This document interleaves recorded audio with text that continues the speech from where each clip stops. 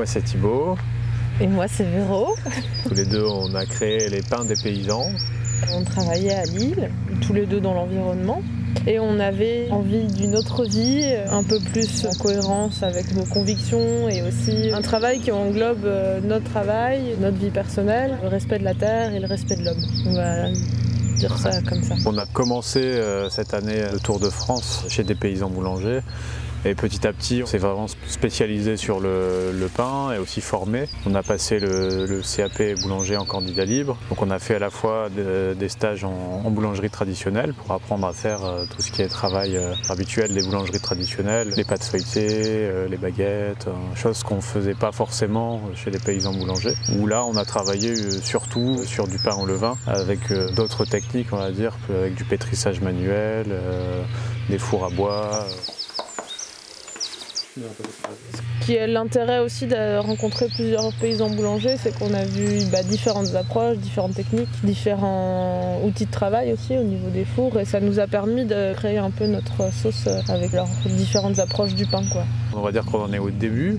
Maintenant, ça y est, on fait du pain, on est boulanger, on fait du pain au levain.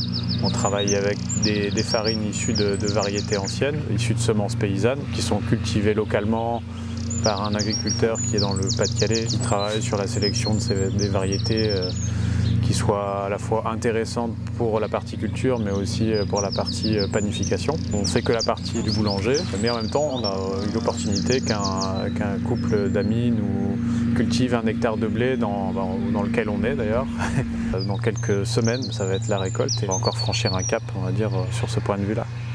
L'objectif, c'est d'avoir 2 à 3 jours de production dans la semaine et de faire la vente dans la foulée à chaque fois.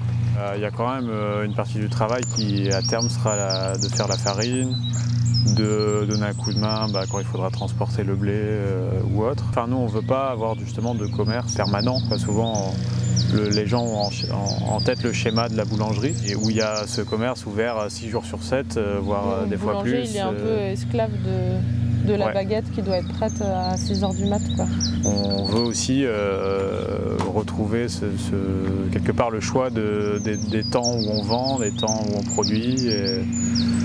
Alors bien sûr, ça nécessite de trouver les bonnes opportunités, les bons créneaux, mais derrière, c'est aussi un rythme de vie qu'on recherche et qu'on a vu possible. Ouais. On lance plein de choses en même temps, on apprend en faisant. On a des objectifs, on verra bien justement jusqu'où on ira et comment le terrain fera de nous des paysans ou pas. Que des boulangers.